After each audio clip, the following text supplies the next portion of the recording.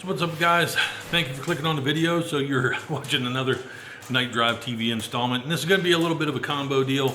In this one, I'm going to talk about the bezels. There's things I had in mind I wanted to do, so I'm going to talk about that in this video. I'm also going to kind of run you around, show you a few things that we're doing for the business. But the catch is, in this one, is we're going to do a little cooking.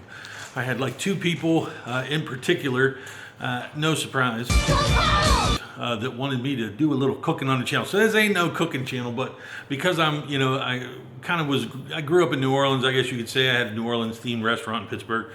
We're gonna cook some gumbo today with the old turkeys that I smoked in the Weber. So it's just, I'm not gonna do this often, but stick around, you're watching KnightDriveTV.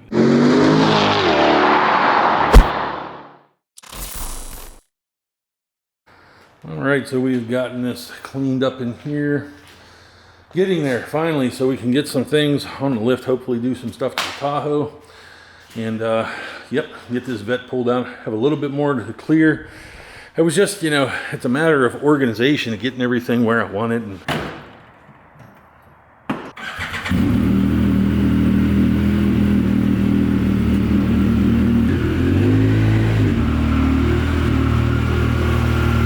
this is my peaceful protest look. I let it go wild so Lace will cut it. But yeah, we definitely did accomplish getting the garage pretty cleared out and getting some space in here, which is good. And so we're gonna do some final updates here today. I'm just kind of taking you with me in the month of December. Let me know in the comments if you guys want to watch these or not. Some of you guys comment consistently. I really appreciate that, but I'm docking the people that I've never heard from before. Throw a comment below. Let me know, do you want to kind of go along with KnightDriveTV 3D printing, running the automotive parts business, 40 kits about to ship, doing some Corvette mods, doing some off-road stuff potentially, Tahoe. That's what you can expect on this channel, so let me know. So other add-ons we have coming in this week, just some basic stuff. Gaming monitor, we have a pretty high-powered, decent PC. I won't say super high-powered, but it was pretty affordable overall, middle ground. So this is all for Kelsey's area up there. She's not only building kits, but she really wants to do video. So it's Christmas time for KnightDriveTV. Always putting the money back in the business, folks. Okay, so this knife I've actually used for quite some time. I bought this knife when I had my restaurant and stuff like that. And believe me, it's not a good quality knife at all. But I like these style of knives. These are like Japanese chef's knives versus like an American chef's knife. I've always liked these, but there is something like this, which is more of like apparently like a Chinese chef's knife. And obviously it's got a curved surface. They cut a lot of vegetables and things like that. So, you can kind of do a rocking motion for cooking, but it's got a bit of weight to it to cut meats and things like that. So this is pretty cool. All right, Lace, so we've drained out the carcass. She's guiding this situation. Yep. So check out the... Oh, the broth smells amazing. Oh, does it? Absolutely amazing. Yeah. So this is what we got off of it. That's your... we have some turkey drippings from when I cooked it, and then obviously that's just from cooking down. It's so smoky. It's almost got like a... How does it kind of have like a graviness to it all? How'd that do that? I have no idea. Kind of preparing my vegetables. We got some scallions and some celery. So that's your little Trinity deal, and then you add these in. Got two different types of sausage. Then you're going to see the roux process. What do you think about the roux process, Lace? That's all you. Yeah. We're going to make molten lava. Molten lava? Do they know about the molten lava, Lace? The roux, if you touch the roux, or if the roux splashes you... You're done. Oh, you basically have third-degree burns. Yeah. Bacon grease from breakfast. And I'm going to cook the sausage in there, kind of infuse the sausage. Sausage will end up in the gumbo, so I want to see what Lace's reaction to the broth is. Holy, wow. This is the one from the Weber. Yeah. Holy crap. All right, so I'm just cooking the sausage, just browning the sausage a little bit. Sometimes I like a little crispy edge, I don't know. I'm going to get that done, put that in here, and then the roux will start in this, and then we'll have some remnants of some of this flavor. It will kind of get into that base, into the roux. And everything will be in a holding pattern waiting here, and this will end up being our gumbo pot here. But I'm very excited about this. This is crazy. Why is it? You're acting like I'd never made gumbo before. I mean, you have, but we never use like the turkey. Yeah, we never use the turkey. So. All right, so we're gonna take our brown sausage here. I'm just gonna kind of put it in here. I want to keep some of my runoff to kind of incorporate into the roux, because then you'll see what we do with the roux at the end stage, this is where things get unique when it comes to Louisiana cooking, you know what I mean? Alrighty, so we've got our oil, so just about a cup. And you could tune this in. Obviously, there's no exact science to, I don't know, cooking in general, but we're going to slowly feed in some flour, and I'll jump ahead and I will show you what the result of that is going to be. All right, so this is where she starts. Once you kind of mix it all up, it's pretty blonde. And so, yeah, I'm not huge on the history, but typically Creole kind of side of things, they have a butter-based roux, and they'll use more butter and flour, and it'll be a lighter base. Cajun gumbo and like made in this style is much darker, and you'll see how I'm gonna have to man the stove here for quite some time to get this to where it needs to be. I need to be clear, so you gotta watch this video, because I can't answer any more email questions or messages about the bezels. I'm getting so many questions, so many people with opinions. Make them this way, do them this way. You know, one guy said you could have made them in a day. I don't know what's taking so long. So I just got to clear up my position on the bezels. Okay, with our soup underway, our gumbo, our roux underway, let me get to it with the bezels. So here's the deal. There was always an intent to have the bezels. I have to have that trim. I don't like it any more than anybody else does. But in the initial sense, this was a 3D printed project. Basically, the way that this company was started in these particular lights was the scaling of 3D printing. We did that through 2021. Supply chains, everything were so difficult. It was very difficult to scale the company to get to the point of delivering these kits and whatnot. So when it came to the bezels, I have prototyped bezels in the past with the machines. My original intent was to make 3D printed bezels as well. The issue with 3D printed bezels is for this particular application, they're going to be about 11.5 inches wide. So the issue with 3D printing is volume costs money in the 3D printing world. So if you can make things modular, you can bring down the price. That's what I've shown with the kits. That's why I make the kits the way I do. I have a lot of machines making small components and pieces and parts of it that assemble together. Now that's easy to do because the parts are thick. With a bezel is thin. And additionally, I have some plans on a bit of uniqueness that would be woven into the bezel that I wanted to do. But here's where I was getting hung up. So number one, we had the metal stops. The metal stops on the early headlight kits, you had to use a jam nut, and I had to rely on everybody's height adjustment. And so I started thinking, you know, what's going to happen as I've learned how this process works. If some people, everybody just kind of follows different directions differently, everybody hears things differently. So I'm like, some people are not going to be at the correct height, and they're going to have this bezel, and then it's not going to fit, it's not going to meet the body. And I really wanted to finalize the position. So obviously catching up through 2021 into 2022, finally getting those machines, the supply intact, getting that back order down, getting all those pre-orders fulfilled, that's what consumed a lot of time. So it was summer of 2022, I thought, well, it's bezel time. So that's when this issue of me thinking, I had realized there was enough kits out there that I'm like, it's time to do a bezel. And I had known and had some demand for the rounds, so I thought, you know, we're going to release the rounds as well. So in my mind, I thought, well, let's get rid of the metal stops. That was causing me some issues, so I started designing the beta stops. And as those of you who follow know, the beta stops were just, I was making them, and they're a preset position, but we ran into some issues, and obviously, she's looking at me. So obviously, that's what we were trying to do. So check this out. We're going to jump over. I'm going to torture you a little bit. Let's go back to the soup, and then I'll jump back and talk about the next phase of the bezels. So it's, you know, I scrape the bottom. It's key to move it all around. So you may be wondering, like, how do you get all that crap out of that skillet and put it into the soup? Do you just pour it in there? That's the cool part of all this. So once I get this browned, you will see. All right, we're approaching 20 minutes.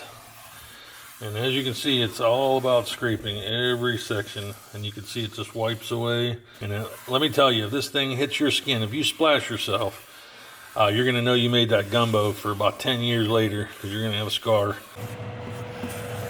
She's getting dark. I mean, the camera doesn't even pick it up. No, I'll correct it. I mean, I'll correct it in post. Like toasting bread. Like how you get that good smokiness, but then if you go too far, all of a sudden it turns, and you're like, oh, I burned my toast. You know, you know when you burned your toast. So it's like when you burn the roux, you're gonna know. Otherwise, it's just gonna taste like a nice toasting bread. It gets very risky the closer you get to dark.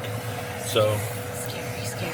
yeah, Lace stirred the roux for a second. She's Yeah, like, no, stop. I'm not gonna be held responsible for ruining this whole like 45 she minutes. acts like there's so many consequences. Why do you act like there's so many consequences to your actions? Well, but you act like there's going to be a beating, Lace. Like I just had stirred. If you would have messed it up, you act like I would have. See how she portrays me? It's not. Meanwhile, she drives around the ATSV and she acts like I'm worried about the roux. Oh, shush. And she parks in the parking lot with all these boos that drive in, you know, with their keys. You ever see the videos with the women getting in the car with the purse and the keys and the drink? That's how they get out next to the ATSV. It's all black. Oh, boy. All right, we're close. We're close. I get the same anxiety because I'm like, the closer you get now, it's been 30 minutes. We're at 30 minutes right now of making the roux. It's crazy. Yeah. I see it kind of all come together. I'm still pushing. I can't stop. You got 1% battery. It's dropping quick. Listen to that sizzle. Man. Yeah. It's dark. Yep. See how dark in town? So now you're definitely at dark chocolate. Super dark. But see how it's getting risky. So you got to shut off the heat ASAP. And then we're going to simmer and cook it down. It's going to cook down a bit and condense the flavors. It's like the broth, you know what I mean? Now we're going to kind of cook some of it off. Yum. Kind of condense it down. I have a lot of samples coming because I'm in the midst of developing some new things, or just testing, not developing, just kind of visualizing. So I kind of have to get some product in person. This could be a nothing thing to where I can show you what's in here. Just squares. Just squares. And I don't know why we got a... That was one lonesome little box. Yeah, one little piece of the shipment. But whatever, we got squares. So we got a good abundance of rounds and squares. So the supply is pretty intact with light. So it just comes down to getting them built again. So that's what we're doing. With our gumbo now cooking and good to go, I think I'm trying to guess. Obviously, I'm recording this all in a row and just guessing where I'm going to interrupt. So hopefully this works out. But the joys of making YouTube videos and editing later. So the beta stops were pretty critical. June, I thought I had a stop design, but I got some feedback that some people, because of the motor strength, they're like, oh, my one motor is newer and it's compressing the stop a little bit, and so the heights ended up a little funny. And so again, I'm like, oh god, now the metal stops, you don't have those issues, but because it's on you to adjust the height. But I still was like, I've just got to make them harder. So I revised the beta stops and I've sent them out to quite a number of people. It's a new process the way that I make them. I've not heard anything negative, so I'm assuming no news is good news. That's kind of how it's been working with this business. If I don't hear anything, everything's good. Now I'm like, okay, now we've got a location that's fixed. It should be consistent across all the cars. I wanted to get the rounds done then. The rounds led into the redesign, led into that stuff. The rounds had to move down. So we've got all this finalized. We've got the rounds in position. We're going to have the squares in position. We've got the beta stops. Now it's time for bezels. Inevitably, I don't know the number of people that are going to want bezels, but let's just say for the sake of argument that 400 people, which I've sold more headlight kits than that, let's just say through the reach of this YouTube channel and Instagram and Lace on there, that 400 people order the bezels. If I'm 3D printing those bezels, the number of machines, the volume in which I will have to try and get done in the time that, obviously the first people will get their bezels pretty quick, but God help you if you're 3 weeks into the pre-buy. So I really started thinking I'm gonna have to injection mold these. And so my current plan is to injection mold these, and obviously we're gonna get into designing these this month. I just wanted to finalize everything, and you're gonna see it on the channel as I'm doing these videos consistently. We're gonna design and prototype the bezels this month. And then we are going to take a look at the cost to produce them. I'm going to talk to a number of suppliers. I have people reaching out to me, offering to make them. I don't know what's best at this point, but I think what I'm going to start with is a very basic bezel. It's just going to be very cut and dry. It's going to close the hole. That's it. And then I'm going to do some probably kind of bespoke or low production bezel offerings that kind of incorporate the ideas that I want. And so that's the current plan. So, I mean, it is definitely going to happen. Now we have the rounds and the squares in place. I think everything is good to make the bezels. So that's the plan. The bezels are coming. Fear not. That was always the plan, and so that's what we're going to do. As far as other lights and other things go, the carbon fiber on the bezels was talked about. You know, me, it's like, you know, the headlights are usually closed. Some people drive around with them open. They said, hey, it'd be cool to have carbon. I am developing a carbon fiber and a fiberglass manufacturing relationship because I have other parts in carbon that are already designed in CAD, finished, fit to the body, ready to go to another company that can prototype them on their own, say, yes, it's validated, they fit, they're good, they meet our process, and then we're going to make them for me. Well, they're going to make them for me. So the carbon bezel possibility does exist. So that's where we're at with the bezels. Leave a comment below, leave questions below. Things like that. And let's go ahead and check on my gumbo. Alrighty, so this is what a gumbo should be looking like. And it's nice and dark. It looks good. We got some cornbread, which I didn't show. I'm hoping to get a nice crust on this cornbread, but we just threw a little applesauce in the cornbread, a little cinnamon sugar, cooking it in cast iron with a little bacon grease. So that's how you get your cornbread. Dutch oven cornbread. Got some applesauce in there. Sprayed it. She looks beautiful. Look at that. Look at that, look at that. So if you ever go to a place and have gumbo, it should not be a bunch of rice. Usually they put about a scoop of rice, and you know, I'll kind of estimate for you. If it's a shallow bowl and a wide bowl, they might have it in the middle and it might surround it if it's a little bit thicker, but it really should be submerged like that. The rice should just kind of combine with it and add a little bit more. That's what you want right there.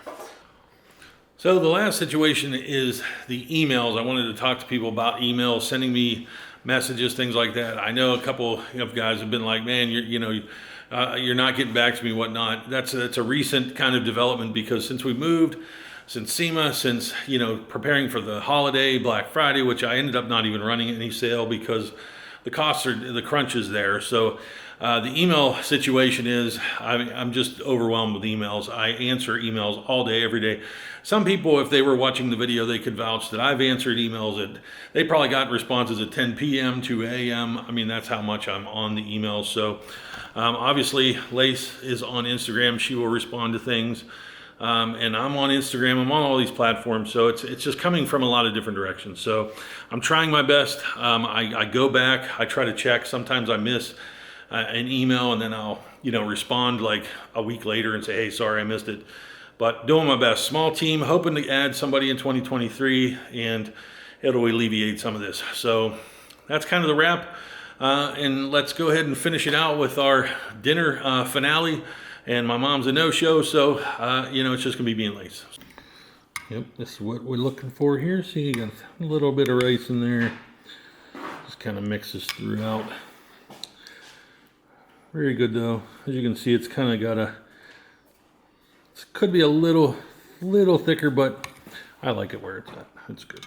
God, she's going on and on about the cornbread. She hasn't even eaten the gumbo yet. The cornbread's really good. You want that nice crust, you know, with the cast iron, that's what happens. So But it is the perfect amount of sweetness. Yeah. Perfect. So you got it. So we got it. He likes it. You want it? He wants it. She still hasn't touched the gumbo, but it's blazing hot. Blazing hot. I mean, it's smoky. Yeah. There's no question about that. I mean, you can't buy this. I mean, you can't even tell somebody how to make this. I mean, it's just... We've told a bunch of people, but, well, we got a little seasonings going. I mean, I didn't include the seasoning. No, and it's a smoked turkey, and it's getting the roux. It was getting, and it was a seasoned turkey. It was, there's so many steps to this. I mean, it's a multi-day And it was an ordeal. all-day cook, too. Yeah. So what do you think, Lace? Haven't had gumbo for a minute. It's been a long time. I couldn't even tell you when. Yeah, in Georgia. Yeah, we've had red beans quite a few times, but oh, this is good. It's all you hoped it would be. Better. Better. Yeah, we'll be doing this again soon. Yeah. So interestingly, I don't know if anybody on the channel would be interested in some prior ventures or something, but I have I had the New Orleans themed restaurant in Pittsburgh actually, and wanted to bring some southern flavor to the north, but it was quite a saga. It was quite a build. It was a crazy experience. So I talk about it and I say I have a coffee mug that has the name of the restaurant left on it, and I say that's my like $40,000, $50,000 coffee mug. Because if you ever saw the T-shirt that said I was left in Mexico for dead or something, all I have is this T-shirt. Well, I built a restaurant and went through a saga with a partner, and all I got left is a coffee cup. So that's kind of the story. I could probably tell it if you'd be interested in seeing it, but let me know in the comments. So hope you enjoyed the video, guys. I know it was a weird one, but I'm just trying to upload more and get things done. Ain't that right, Lace? Yes, all the time. All right. Catch you on the next one.